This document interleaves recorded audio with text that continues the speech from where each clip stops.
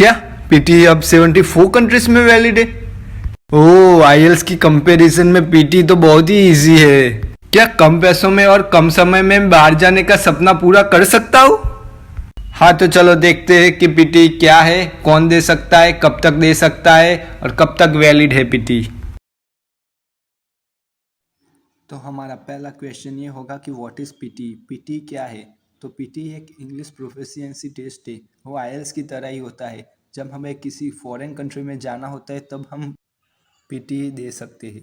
PT का पूरा नाम होता है Pearson test of English. PT की एग्ज़ाम कंप्यूटर बेस्ड टेस्ट होता है। वो पहले 3 घंटे का हुआ करता था, लेकिन अब न्यू चेंजेस के लिए सिर्फ 2 ही घंटे में होती है। पीटी का पूरा टेस्ट कंप्यूटर में ही देना होता है। और अब पीटी का रिजल्ट 74 कंट्रीज में मान्यता प्राप्त कर चुका है। उसमें मुख्य है कनाडा, यूके, ऑस्ट्रेलिया और न्यूजीलैंड। अब जिन बच्चों के आईएलटीएस में कम बैंड आने की वजह से वो ऑस्ट्रेलिया, कनाडा नहीं जा पा रहे, तो एक बार ज़रूर पीटी दे और अपना सपना पूरा करे। पीटी आईएल्स की तरह ही होता है, लेकिन इजी होता है। तो अब देखते हैं कि पीटी का एग्ज़ाम स्ट्रक्चर क्या है। पीटी आईएल्स की तरह ही 4 टास्क में होती है: स्पीकिंग, रीडिंग, लिसनिंग और राइटिंग। आईएल्स में हमें स्पीकिंग की डेट अलग से लेनी पड़ती है, लेकिन पीटी में हमारे 4 मॉड्यूल एक साथ आ जाते हैं। 2 घंटे में हमें पीटी की एग्ज़ाम पूरी करनी होती है। पीटी की अच्छी बात यह है कि हमें स्पीकिंग मॉड्यूल किसी के सामने नहीं, हमें कंप्यूटर के सामने ही बोलना होता है। इस वजह से हम अच्छे बैंड ला सकते हैं। तो चलो अब देखते हैं कि स्पीकिंग टास्क में क्या होता है। स्पीकिंग टास्क में 5 मॉड्यूल होते हैं: read aloud, repeat sentence, describe image, retail lecture, answer short question. Speaking और राइटिंग टास्क कंबाइन में होता है, वो 1 घंटे का आता है। हमें 1 घंटे में ये 5 टास्क पूरे करने होते हैं। ये 5 टास्क में हमें रीड अलाउड में बोलना है, रिपीट सेंटेंस में हमें सेंटेंस रिपीट करना है, डिस्क्राइब इमेज में हमें इमेज डिस्क्राइब करना है, रिटेल लेक्चर में हमें सुन के लेक्चर को रिवाइज करना है, आंसर शॉर्ट क्वेश्चन में हमें बेसिक क्वेश्चन को आंसर देना है। स्पीकिंग के बाद आता है राइटिंग टास्क, लेकिन स्पीकिंग और राइटिंग की टाइमिंग 1 घंटे में ही होती है, तो हमें ध्यान रखना है, टाइमिंग के हिसाब से ही चलना है। अब आता है राइटिंग टास्क। उसमें 2 मॉड्यूल होते हैं। पहला है समराइज रिटन टेक्स्ट, दूसरा है राइट एन ऐसे। समराइज रिटन टेक्स्ट में हमें एक पैराग्राफ दिया होता है, उसकी समरी करनी है। और राइट एन ऐसे में हमें एक टॉपिक दिया जाता है, उस टॉपिक पर हमें 250-300 वर्ड्स लिखने होते हैं।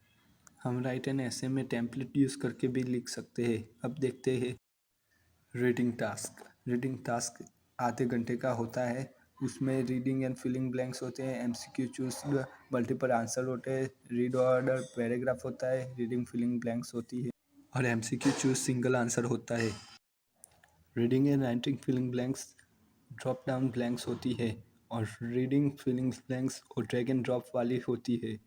MCQ multiple choice single answer में हमें मल्टीपल चॉइस होती है आंसर सिलेक्ट करने में, और सिंगल आंसर में हमें सिंगल ही आंसर चूज़ करना होता है।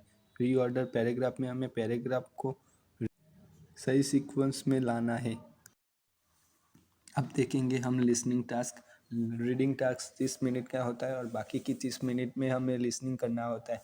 लिसनिंग टास्क में हमें समराइज स्पोकन टेक्स्ट होता है, एमसीक्यू चूज मल्टीपल आंसर होता है, लिसनिंग फिलिंग ब्लैंक्स होती है, हाईलाइट करेक्ट समरी होती है, एमसीक्यू चूज सिंगल आंसर होता है, सिलेक्ट मिसिंग वर्ड होता है, हाईलाइट इनकरेक्ट वर्ड करना होता है और राइटिंग डिक्टेशन करनी होती है। इसमें हमें पूरा कंसंट्रेशन करके लिसनिंग टास्क पूरा करना होता है। लिसनिंग टास्क का पहला मॉड्यूल है समराइज स्पोकन टेक्स्ट। उसमें हमें एक पैराग्राफ सुनाई देगा, उसकी समरी हमें लिखनी होती है। फिर आता है एमसीक्यूज मल्टीपल आंसर, हमें मल्टीपल आंसर चॉइस करने होते हैं।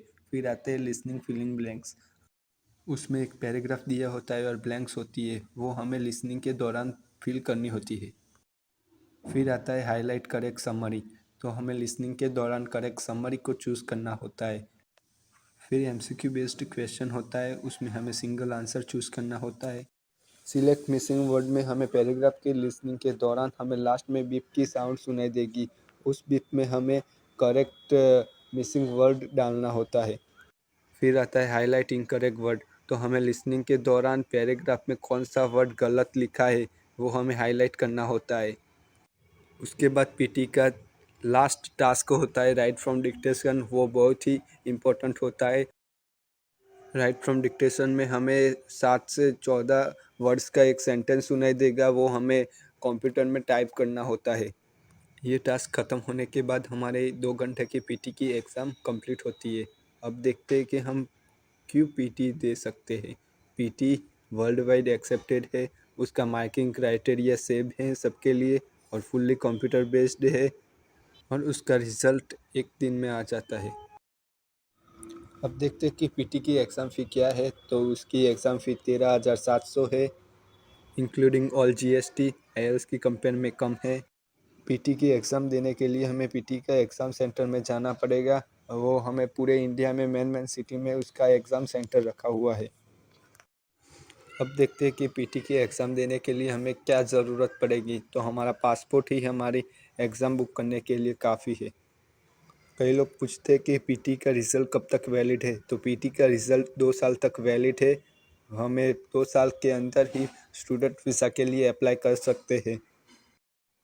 ये थी पीटी की बेसिक इन्फॉर्मेशंस। पीटी के क्लासेस के लिए हमारे ये चैनल को सब्सक्राइब कीजिए